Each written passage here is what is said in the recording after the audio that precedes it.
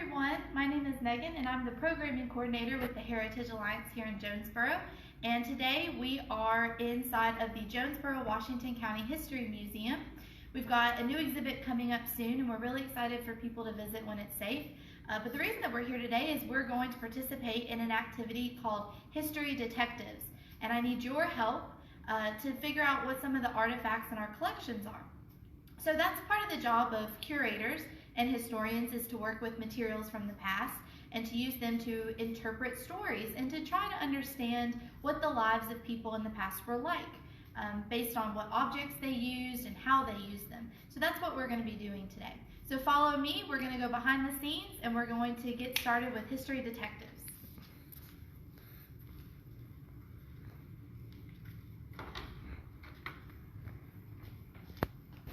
This is a secret behind the scenes space, so you guys are getting kind of a unique tour today. The Heritage Alliance, like other museums, have thousands of pieces in our collections, but we have a sample of 5 items for you to see today.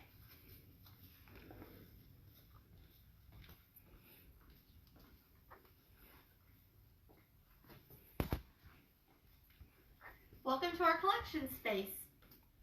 So some of you may be following along with the packet that we've posted. Others may be at home and don't have access to the packet, but that's okay. We're going to walk you through it. Basically, as we approach each piece, we want to think about a couple of questions. So what is the item made out of?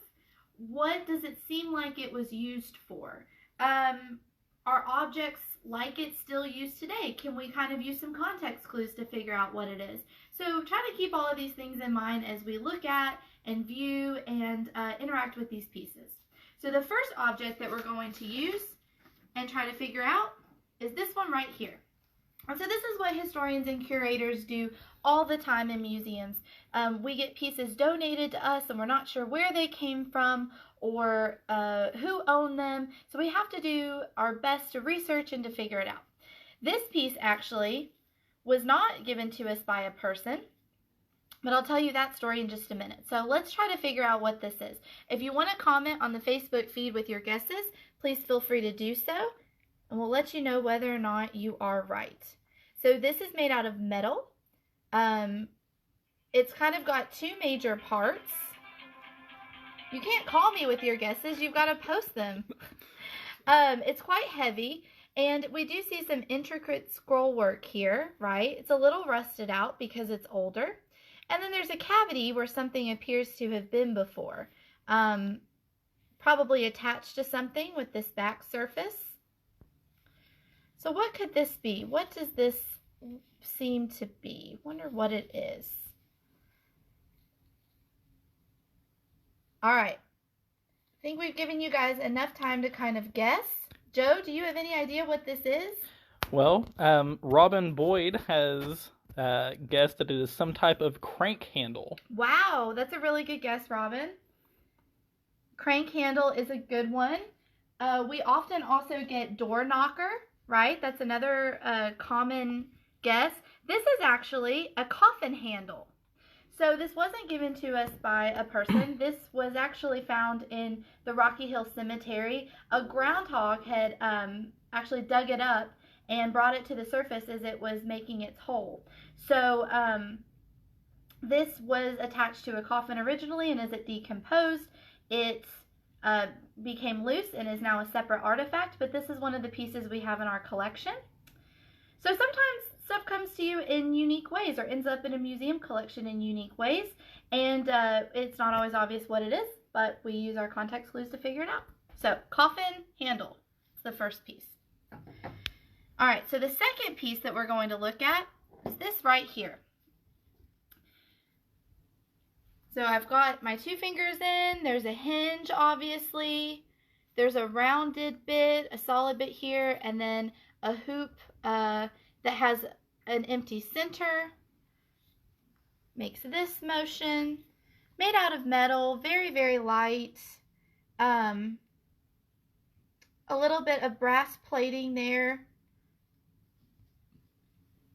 We have a screw, so feel free to guess what this piece might be. We see that the black outer coloring has become worn, mostly where fingers are, where it's come into contact with human hands. What is this used for?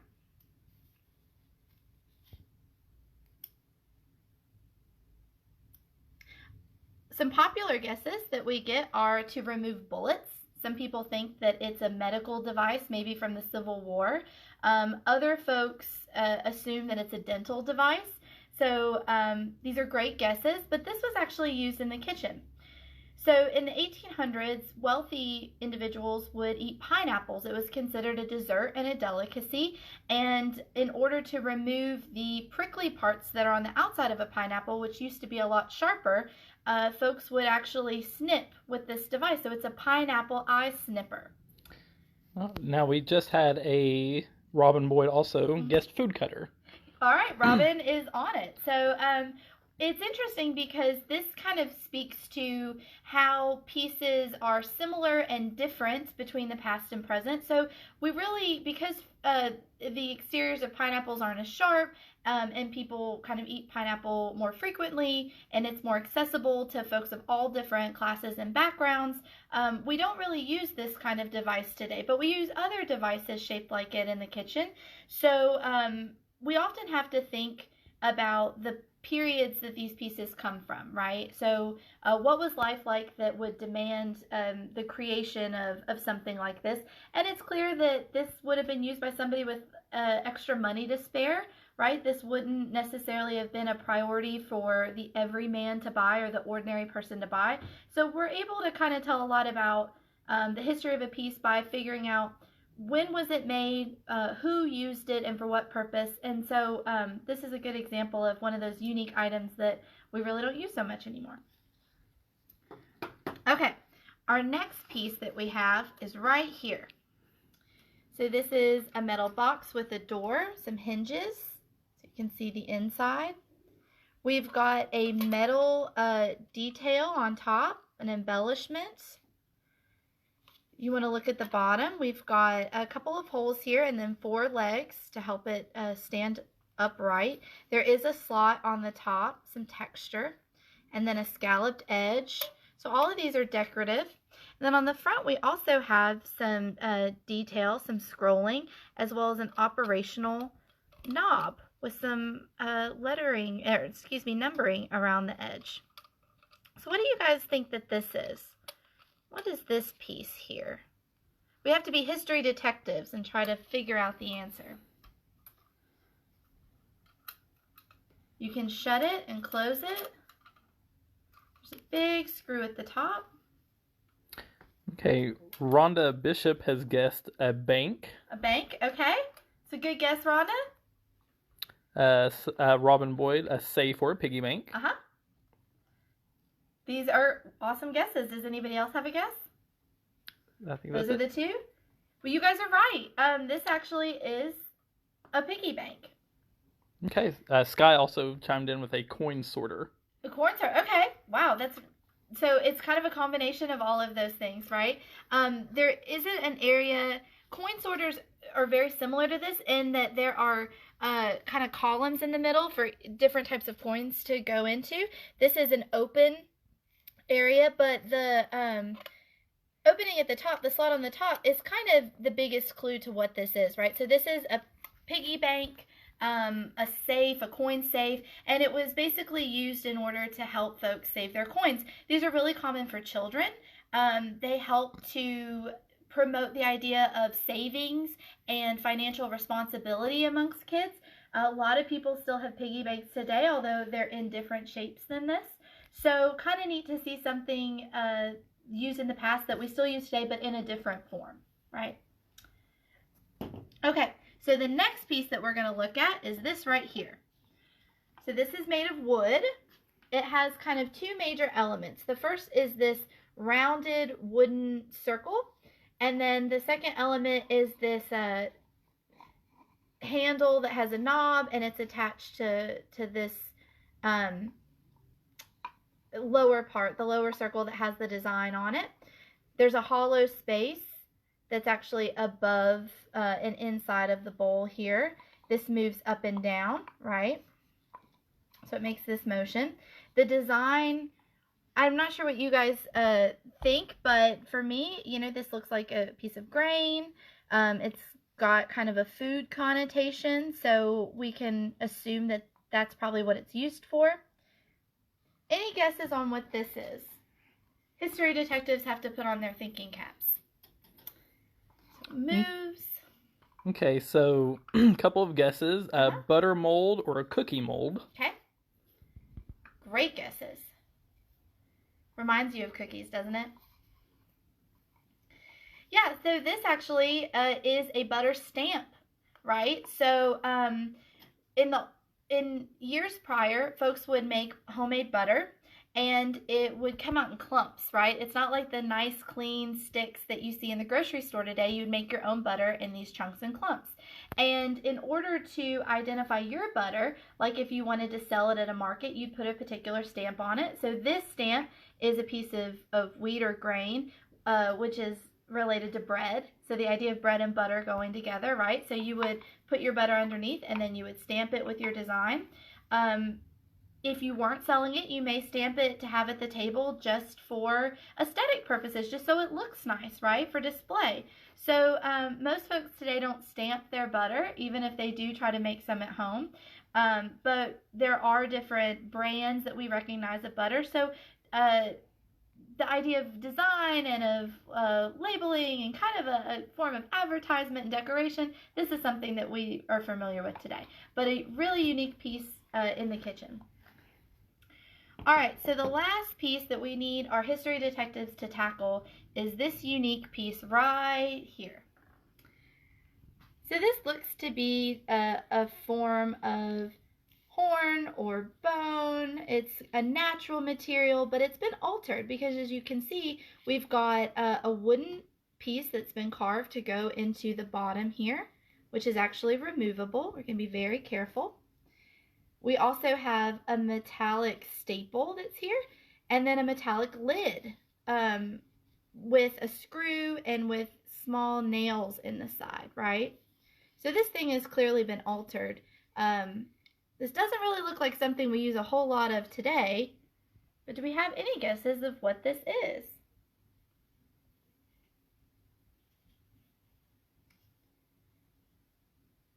Sometimes people think that it's food related. That's not the case here, right? It's very decorative in a certain way, very unique looking. Okay, our first couple of guesses, powder horn for guns and powder horn. Mm-hmm. Yeah, you guys are on it. The history detectives are pretty skilled. This is a powder horn. So for those of you that aren't familiar, what you would do is you would put the powder, the former guns from the past were muzzle loaded, which means that you would put the bullet or ball in the front, and then you would stuff it in with a rod, and you would use powder to create an explosion to make the shot come out. So you would have to carry around your powder, and you would often use a horn because it's got this funnel shape, so it makes it easier to actually get the powder into the firearm. You would carry it around with a leather strap or a canvas strap. So this was used for that purpose. It's interesting because a lot of folks hunt today, but the process was really different, right? So if you can imagine the time it would take to load a firearm, especially if you're trying to hunt a really fast deer or bison or rabbit, this was a really time-consuming process. And again, it's not something that we really use or see today, but it was important and significant for settlers in our area. So, do we have any questions? Yes, there is a question. The numbers, so you can see them on a couple of them. Yes. Pretty easily, and like the snippers, it's got it highlighted in white. But what are the numbers on the items? That's a great question. So, museum professionals that work with collections use a numbering system in order to identify pieces. So, normally it's called a trinomial system, and it includes 3 parts. So the very first number is the year that we received the item. The second number is the donation from that year. So this was the 12th donation, I believe. And then the last number is the piece that's in that donation. So this was the 6th piece of the 12th donation from 2000. So that's how we identify objects, and we're able to find where everything is, and know what it is and where it came from. So there's a record to go with each of these pieces, and they all include a number. That's an excellent question. So follow-up question, very quickly. How do we keep up where those numbers are logged? Oh, that's an excellent question. So this kind of shows how the museum world has changed over time. So curators used to have to do this with big indexes and pieces of paper and pen and graphs, and it was a very time-consuming process. And if you had a big collection, it meant that you had a paper stack of records that was yay big. This actually is full of original records, paper records, that we have as a fallback. So this is how many individual pieces we have. This is full of paper to represent that. Today we use computers. So we have some different systems that allow us to keep records. We use Past Perfect here. So that's been made electronic. And it's much more convenient than it was in the past. So we're happy to have that today.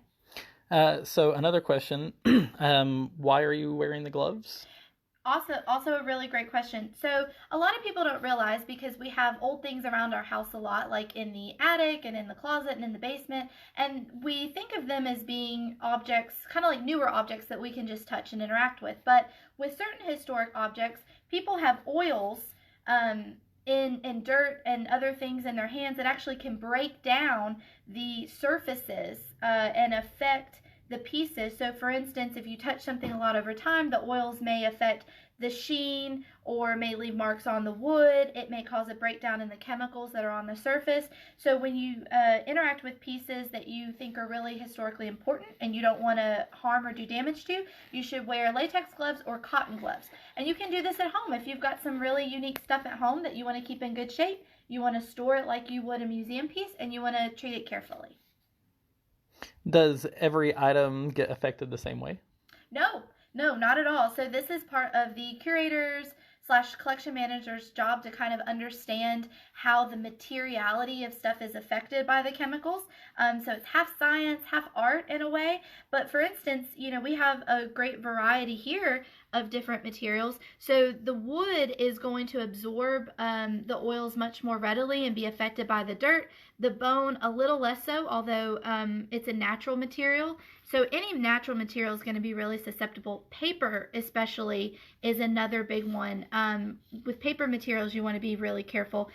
The metals are a little more tolerant, but anything over time, if you touch it enough, or if it has a certain sheen or compound on top, it could be affected as well. So your natural materials are more vulnerable. Your metal materials, you still want to treat with care, but you have a little more toughness there. All right. I don't see any more questions. If you have any follow-up questions, please feel free to reach out to us on our Facebook page. You can also find more information about our collections and our museums at heritageall.org. Again, my name is Megan. It was really great for you all to join us today. I loved having you with me for History Detectives, and we hope that you're able to come visit and see us soon. You guys stay safe and take care.